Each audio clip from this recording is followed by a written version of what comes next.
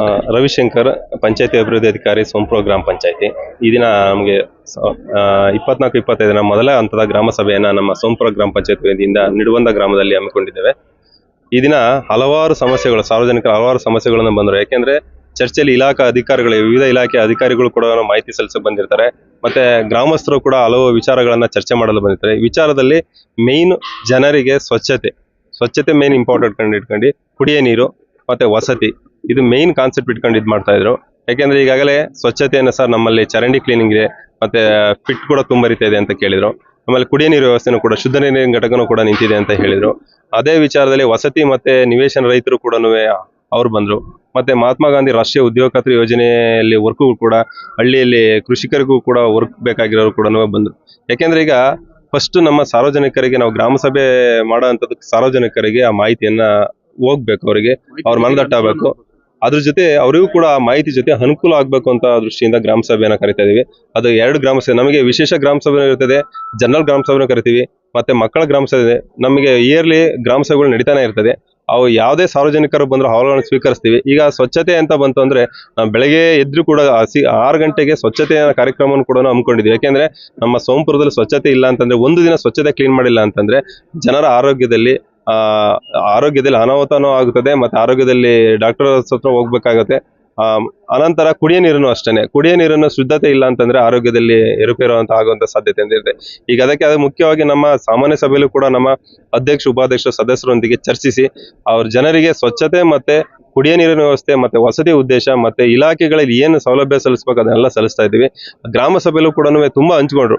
ಯಾಕೆಂದ್ರೆ ನಮ್ಮಲ್ಲಿ ಈಗ ಶುದ್ಧ ನೀರಿನ ಘಟಕನೂ ಹೇಳಿದ್ರು. ಇದೇ ಗ್ರಾಮದಲ್ಲಿ ಮಾರುತಿ ಸುಜುಕಿ ಅವರು ಕೂಡ ಒಂದು 2 months ಆಯ್ತು ಅದ್ರ ರೆಡಿ ಮಾಡಿಸಿಲ್ಲ ಅಂತ ಮಾಡಿದ್ದು. ಈಗ ನಾವು ಕೇಳ್ಕೊಂಡಾಗ ಅವರೇ ಅದನ್ನ ಮೇಂಟೆನೆನ್ಸ್ ಮಾಡ್ತಾರೆ. ಒಂದು 10 years 15 years ಕೂಡ ಅಗ್ರಿಮೆಂಟ್ ತಗೊಂಡಿರ್ತಾರೆ.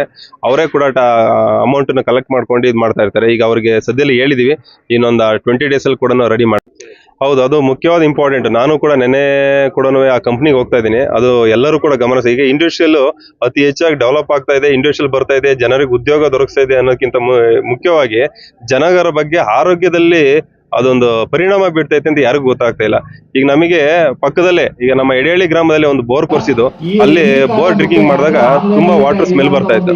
ಆ ಪಕ್ಕದಲ್ಲಿ ಆರ್ಗ್ಯಾನಿಕ್ ಕಂಪ್ನಿಗೂ ಕೂಡ ಹೋದು, ಹಾಗೆ ನಮ್ಮ ಪೊಲ್ಯೂಷನ್ ಬೋರ್ಡಿಗೂ ಕೂಡ ನಾವು ವಾಟರ್ ಚೆಕಿಂಗ್ ಕಳಿಸಿದ್ದು, ಮತ್ತೆ ನಮ್ದು ಪ್ರೈವೇಟ್ಗೂ ಕೂಡ ವಾಟರ್ ಚೆಕಿಂಗ್ ಕಳಿಸಿದ್ದು. ಅದು ಕುಡಿಯೋಕ್ಕೆ ಯೋಗ್ಯ ಇಲ್ಲ ಅಂತಾನೆ ಕೊಟ್ಟಿದ್ದಾರೆ.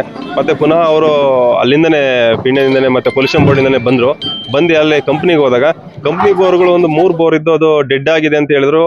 ಅವರು ಪೊಲ್ಯೂಷನ್ ಅಧಿಕಾರಿಗಳು ಕೂಡ ಬಂದಿದ್ರು. ಅವ್ರ ಜೊತೆ ಒಂದು ಬೋರ್ ಓಪನ್ ಇತ್ತು. ಆ ಓಪನ್ ಸ್ಟಾರ್ಟ್ ಮಾಡಿ ನೋಡಿದಾಗ ಅದನ್ನ ವಾಟರ್ ಸಪ್ಲೈ ನೋಡಿದಾಗ ಸೇಮ್ ವಾಟರ್ ಕೆಮಿಕಲ್ ಕೂಡ ಇದೇ ವಾಟರ್ ಅದೇ ವಾಟರ್ ಸೇಮ್ ಆಯ್ತು.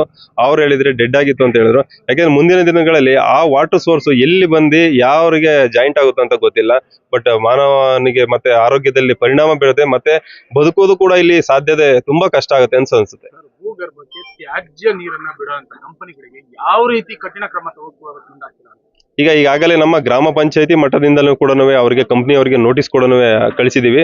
ಹಾಗೆ ನಮ್ಮ ಇಲಾಖೆ, ನಮ್ಮ ತಾಲೂಕು ಪಂಚಾಯತಿ ಮತ್ತೆ ಸಿಇಒ ಅವರಿಗೆ ಮತ್ತೆ DC ಅವರು ಕೂಡ ಲೆಟರ್ ಪೊಲ್ಯೂಷನ್ ಬೋರ್ಡ್ ಕಳಿಸಿದೀವಿ. ಅವರಿಂದ ಏನಾರು ಇದು ಕುಡಿಯೋದಕ್ಕೆ ಯೋಗ್ಯ ಇಲ್ಲ, ಕಂಪ್ನಿಯಿಂದನೇ ಇದಾಗ್ತಾ ಇದೆ ಅಂತಂದ್ರೆ ಕಂಪ್ನಿ ಮುಚ್ಚುವಂತ ಕೆಲಸನೂ ಕೂಡ ಈಗ ಇದರಲ್ಲಿ ಕ್ರಮ ಕೈಗೊಳ್ತೀವಿ. ಅದರಲ್ಲೂ ಈಗ ನೀವು ಅಧ್ಯಕ್ಷರ ಒಂದು ನೇತೃತ್ವದಲ್ಲಿ ನಡೆದ ಗ್ರಾಮ ಸಭೆ ಏನ್ ಹೇಳೋದಕ್ಕೆ ಇಷ್ಟಪಡ್ತೀರಾ?